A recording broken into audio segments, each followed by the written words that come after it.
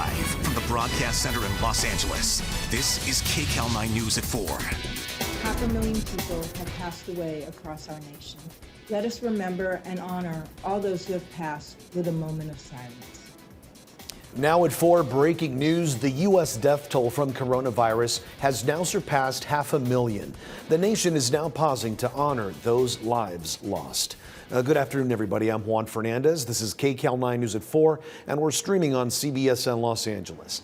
Well, President Biden and Vice President Harris are honoring all the Americans who have died from the pandemic with a moment of silence. KCAL9's Jasmine Veal joins us live with a look at the somber ceremony marking a tragic moment in history. Jazz?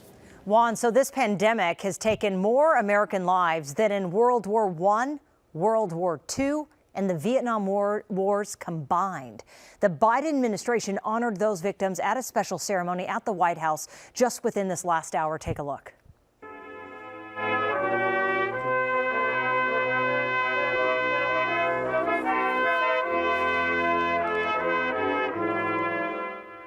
So after a moment of silence, President Biden, First Lady Jill Biden, and Vice President Harris and Second Gentleman Doug Emhoff stood as Amazing Grace was played amid the 500 candles lit around them. The president said each person who died was special and should be treated as such. The people we lost were extraordinary.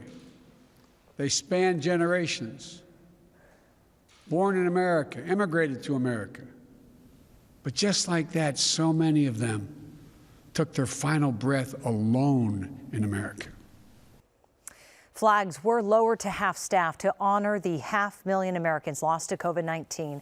The Washington National Cathedral rang its bells 500 times today as well. And the president said that we should not become numb to the sorrow of the loss as much as we should honor the dead. Mr. Biden says he wants all of us to continue to care for the living. And on that note, the president told Americans as much as he wants us to remember, he wants us to continue to act, remain socially distant, wash your hands, and wear a mask when out in public. Juan? Wow, those numbers so sobering. Yeah. All right, Jasmine, thank you so much for that.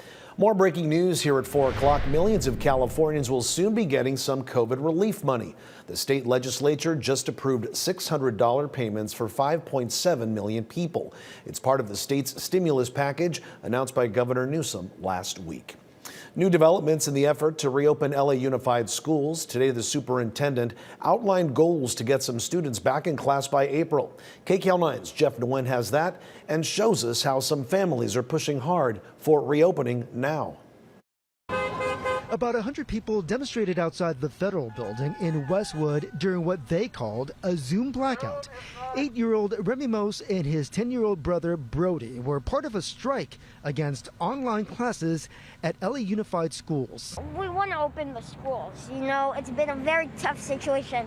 343 days on online school. I'm not learning anything at all, and my grades are going down. 9-year-old Liam Javahari says distance learning has been stressful. Every day I'm like, I need to find out how my audio works and my video and all that, and it's just very difficult. Today, LA Superintendent Austin Buettner announced schools will resume with some services next week for a small percentage of students with special needs. Introducing Daily Pass. And the introduction of a new app through Microsoft that includes a daily health check to enter schools. He also reiterated a timeline for the first phase of reopening campuses.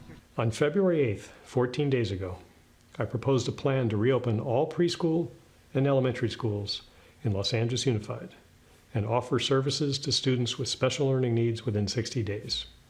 No later than April 9th. In the past, the superintendent said 25,000 school employees needed to be vaccinated before elementary schools are reopened. For now, the district isn't saying if vaccination is still a prerequisite.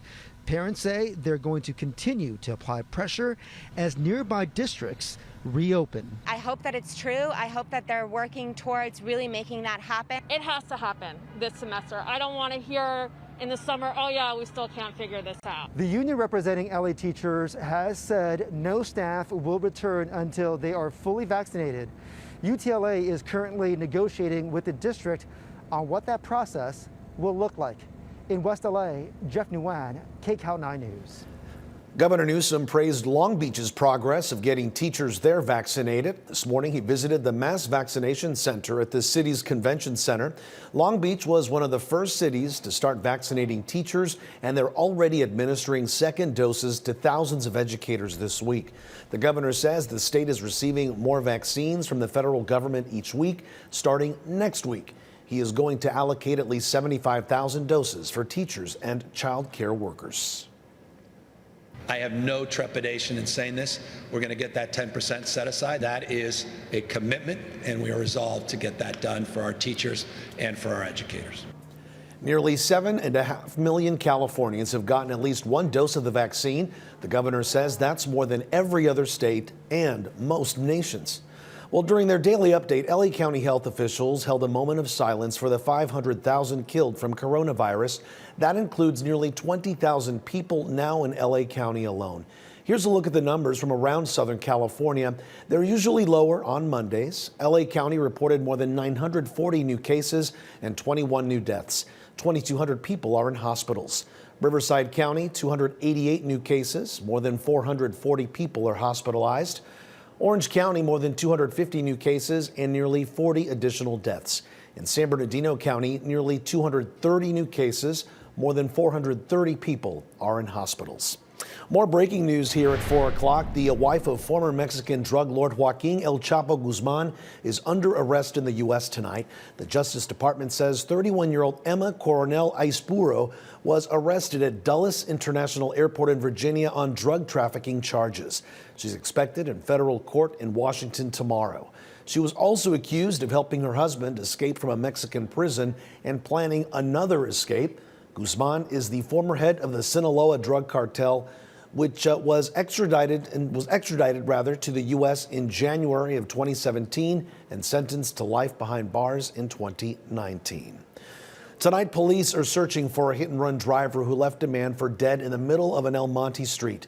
KCAL9's Rick Montanez spoke with friends of the victim and has the video evidence that may help catch whoever is responsible.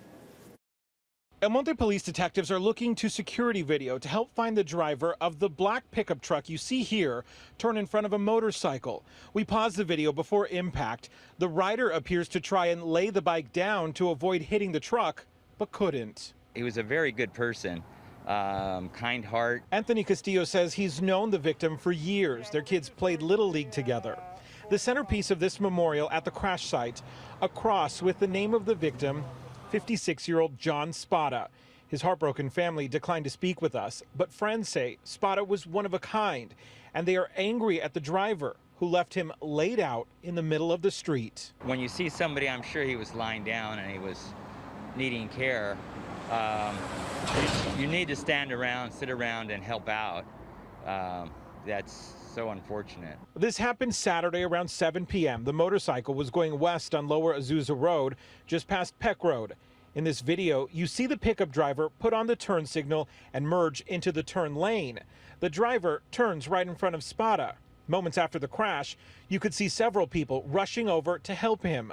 Witnesses say the driver of the pickup actually stopped to see what happened, but then drove off moments later. That is so sad. I mean, he could have rendered service, help, could have called, 911. Instead, witnesses did that as they tried to save Spada's life. It's very sad, but we remember him with good memory.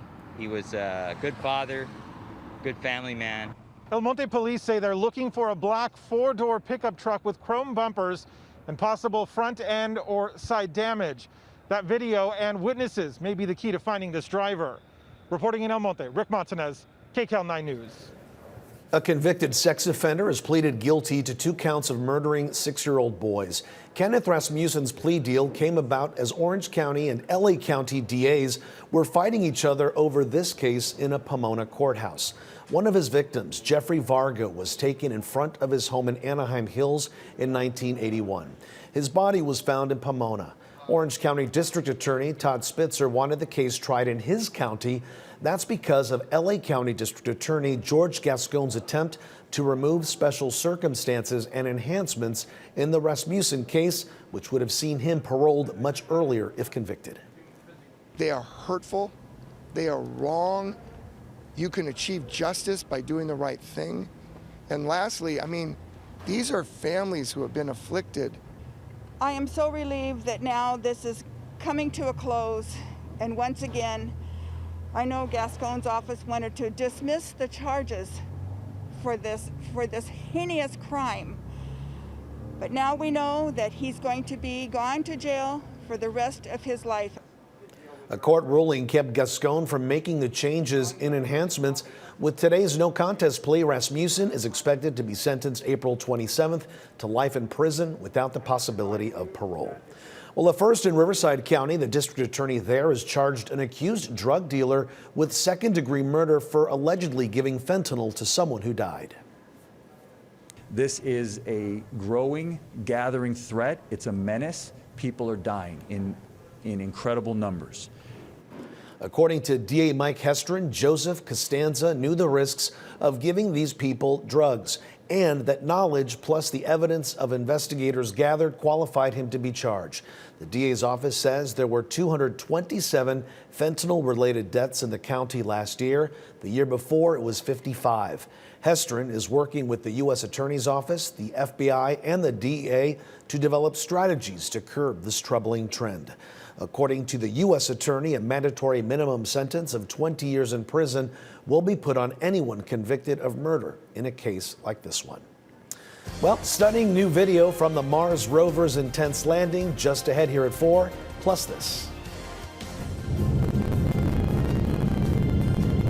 Imagine seeing that. Terrifying moments on the ground and in the air leads to another fleet of Boeing jets being grounded. My ceiling just caved in their bedroom. I don't know what to do. Plus, now that the freezing temperatures are gone, a new problem for millions of Texans, a rush to file insurance claims. City of champions now, Dodgers, Lakers, me now. And emotions on the green, a local golfer becomes a champion right here in his own backyard. Amber. And here's a beautiful shot right now. So we had really warm temperatures this afternoon. The winds have relaxed, but the winds will be returning. Details coming up.